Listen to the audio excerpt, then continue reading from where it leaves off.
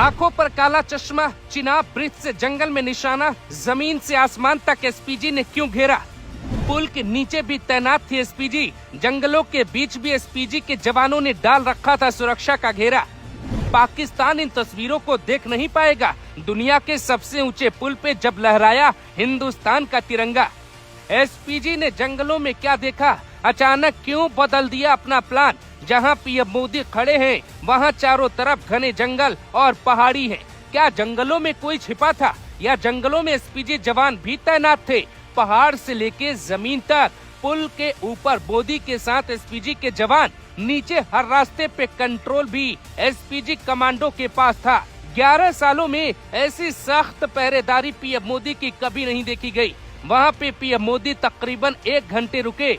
हर minute खतरा था। SPG ने खतरे को पहले ही भांप लिया था। इनपुट था, इसलिए एसपीजी ने 4 दिन पहले ही डेरा डाल दिया था। चिनाब ब्रिज पे जैसे ही प्रधानमंत्री मोदी तिरंगा लेकर चलते हैं, एक जवान आगे आगे चलता दिखाई देता है, जबकि बाकी के 3 जवान पीछे खड़े होकर जंगलों की तरफ देखते दिखाई दे रहे हैं। दूसरी तरफ अगर आप देखिए तो दर्जनों एसपीजी के कमांडो खड़े।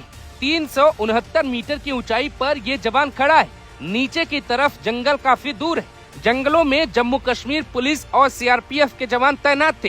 कुछ महीने पहले ट्रंप को जैसे चुनाव के दौरान स्नाइपर ने निशाना बनाया, वैसी कोई कोशिश और गलती पीएम मोदी के साथ न हो, इसीलिए पूरे इलाके को एसपीजी ने कई चरणों में बांट दिया था। 44 दिन पहले कश्मीर के पहलगाम में घटना घटी, उसके आरोपी अभी तक पकड़े नहीं गए, इसीलिए एसपीजी का काम भी बढ़ जाता है। पीएम मंदिर में हो या फिर रैली में, मीटिंग में हो या फिर जनता के बीच, एसपीजी हमेशा उनके साथ रहती। लेकिन पुल पर कुछ सेकंड के लिए जो तस्वीर है वो एकदम नई।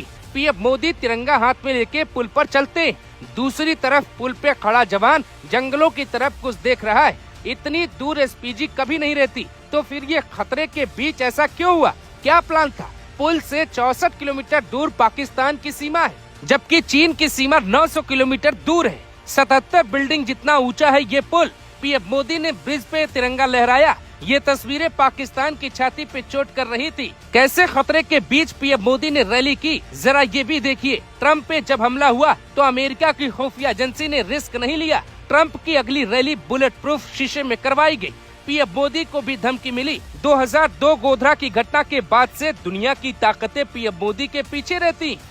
जो डरे नहीं उनका नाम है मोदी, और जो डिगे नहीं उन्हें कहते हैं एसपीजी। साल 2014 में बिहार के पटना में पीएम की रैली थी। उस रैली में सुरक्षा कर्मियों ने न जाने की अपील की, लेकिन मोदी वहां गए। वहां कई धमाके हुए। मोदी बिना डरे एक बड़ी रैली को संबोधित करते। उस वक्त उनके पास एसपीजी नहीं थी। साल 1992 में बीजेपी नेता के तौर पे नरेंद्र मोदी लाल चौक पर गए। हाथों में तिरंगा था, आसपास कोई सुरक्षा नहीं थी। जहाँ डर हो वहाँ मोदी खड़े हो जाते। अब कई साल बाद मोदी के हाथों में तिरंगा था और चारों तरफ खतरा था, लेकिन मोदी डरे नहीं, क्योंकि आज उनके पास एसपीजी। कोई बाल भी बाका नहीं कर सकता। चिनाब ब्रिज पर चलने वाली वंदे भारत ट्रेन में जो सिक्योरिटी रहेगी, उसी से आप अंदाजा लगाइए यहाँ कितना खतरा था। हर कोच में 2 स्पेशल कमांडो होंगे, उनके पास अत्याधुनिक हथियार होंगे, उनको छूट होगी। पुल के आसपास सेना की नजर होगी, साथ में जम्मू कश्मीर पुलिस की तैनाती की जाएगी। सीआरपीएफ के जवानों को सुरक्षा की जिम्मेदारी दी जाएगी। वंदे भारत पे कोई निशाना न लगा पाए। एसपीजी का काम ही होता है खतरे को पहले भांप लेना।